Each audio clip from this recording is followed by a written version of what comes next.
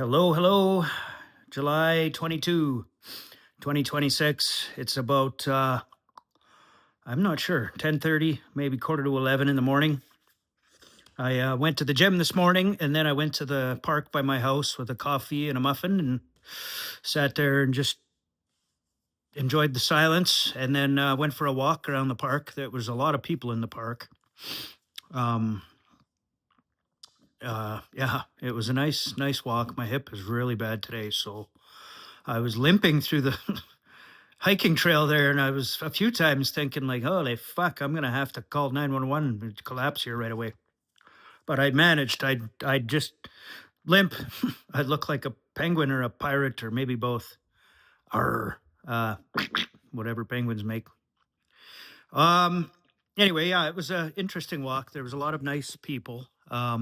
Everybody was, happy and said good morning, and I couldn't hear them because I had headphones in. But I knew that they were saying hello, so I would turn around and say hello back. And one group of people that walked by, there was a man with one leg and a dog with three. I thought that was kind of funny. I was like, "Well, look at that. That's his people." The little tripod, three-legged doggy. Yeah, so like I said, everybody was really chipper and kind. The weather's beautiful. There's a lot of mosquitoes, but there's no wind, there's no rain. It's not too hot. It's only about 23 degrees Celsius. So everybody was quite chipper and it was quite pleasant to walk through saying hello to everybody. I do tend to do that. Just my demeanor is to always say hello. Even when I'm super angry and miserable, when I would go to work, I would always make sure to put on a happy face and fake it until I make it if I had to, because people at work don't care about your shit, and rightfully so. Um, that being said, it sort of made me realize something of myself. I've mentioned this a few times now, and I go to my therapist today, so maybe I'll unpack it with her. But I for the last several months, I haven't been hurting. I'm still recovering and I'm still healing, but I'm not hurting. My heart wasn't aching, and old tendencies and habits started to arise. Getting in arguments with people online and fighting and saying things that I knew would be controversial just to get a reaction out of people. And I don't know if those are bad things or if it's just human, or I don't know if I even want to spend energy on that is the more important thing. Um, the, I get a lot of shit on my Facebook feeds about things that the algorithm has figured out will get my reaction. Certain subjects are more sensitive than others, but politics is the vast majority of it all. Um, I get people that, and I mean, I understand they're entitled to their opinion. I would never want to suppress that. And the fact that they do want to suppress people of an opposite opinion is just, that sends my head into a spiral. For people that think their side is the better side, I don't know. Like, man, you don't. Those people don't think enough about what politics actually is. It's one side versus the other. Neither of them are perfect. All of the leaders are absolute shit. The one guy happens to have the biggest mouth that anyone has ever seen. But that's part of his shtick. Some men are evil. Some men have big mouths. Some men are losers, and some men fake it. Um, there's a variety of personality types, and why this guy seems to catch so much flack, I don't know. I'm not even going to mention his name because, look, at the end of the day, man, I think he's funny, but he says things that are absolutely goofy. Forest fires in Canada, for instance, is sort of a okay, dude. Like, even people that like you are rolling their eyes at you, but it's no different than I don't know. My I don't know. I can't think of a good example. I don't want to draw anybody into this in my personal life. But anyway, thinking about people that talk about politics and getting agitated in comments and writing, 15 paragraph replies to people in YouTube and Facebook comments is not a good use of my time. It's not a good use of my energy. I don't, it creates a lot of ill will internally in my heart. I really start to grind on people that I find that I call complainers, but like I'm complaining about complainers. So what does that make me, And a hypocrite is something I don't want to be.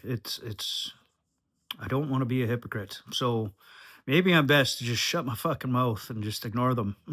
And I was doing that for months, but only because I was in so much hurt. And it's funny how that disappeared and all of a sudden these old habits started coming back. But I recognize now my awareness is there where I realize it is not a good use of time. And I have better things to do, man. And, arguing with people about whether Elon pays his fair share in taxes is like, you know what? He might not, but he doesn't have to because that's not the way the system is designed. And, you don't have to pay taxes either. You just have to spend all your income in RRSPs. And in Canada, it's capped. I mean, you're only allowed to contribute 25 or 28,000 a year. But no one making less than 100 grand can save that much anyway. So, how many people make 100 grand? Not many. Well, I'm sure more today than anyway. These are the things that spiral me when I'm in conversation with people online, and it's frustrating for me. So I have to learn to just, I don't know, let it go. Just let people vent. But there's so much stupid comments too, So another thing this morning, I was reading Dave Ramsey post on Facebook. I follow him because I think he has sage financial advice. And for someone that was basically bankrupt 20 years ago, 30 years ago, actually, in my early 20s, I got myself in a lot of financial trouble and told everybody to pound salt and gave the banks the fingers. And, they sent collections after me and government agencies. And I had bad credit for about 8 years. I couldn't get a credit card, couldn't move out of my parents' house. I couldn't get anything. So, I figured it out. And I didn't figure it out by continuing to point fingers at people like Dave Ramsey or my dad or Donald Trump or Elon. Um, the truth hurts. And the sooner you accept it, the sooner you can move forward and figure things out. And so I don't very much appreciate people that complain about financial situations and, my generation or my people have it worse than your, like, shut the fuck up, man. It just bugs me. And here I go again, wasting energy on that. And why? I again, from my own experience, man, I know that the way forward is to figure out what works for me, and that is what everybody has to do. And how so few people figure that out. I mean, I get it, man. It's complicated. It's why most people are not entrepreneurs. Everybody wants a simple life, work a job, and the problem with that is then you're putting all your eggs in one basket, and that basket doesn't give a flying fuck about you. Um, which leads me to my, I guess, almost last thought. I was thinking today, walking through the park, man, like, man, I can't ever go back to work. The freedom that I have right now as a contractor to be able to go to the gym at 8 in the morning and then go for a walk and have a coffee and sit in the park at, all of this before noon. I couldn't do this if I was an employee. They'd be yelling at me. And, I needed that, man. I needed to go walk through the bush and just the trail, not bush per se, but the park trail, and just take in the calmness of the trees and the leaves and the breeze and the bugs and even the mosquitoes. Bleh. Um, I needed that, man. It reset my brain. And like now I'm motivated. I'm ready to go sit in the computer and work for a couple hours. And then I'll probably quit and do yard work and then go back at it again tonight from 7 until midnight. And, I'm still getting my 7 to 8 hours of work in, and maybe more if I'm working on my own shit. But I can't live life with that ball and chain of employment. It just doesn't work for me. So I really need to figure out how to keep this system rolling, moving forward. And then last but not least, my final brain dump of the day, I I went into the dollar store and grabbed a chocolate bar. Cheap no name chocolate bar. It was super gross. It's like a knockoff of Twix, and The caramel was like, I don't know, plastic. Um, anyway, I went in there and I bought the chocolate bar and a mocha energy drink. And the girl at the counter, I see her all the time. She's young. I mean, like, I don't know, 20 something.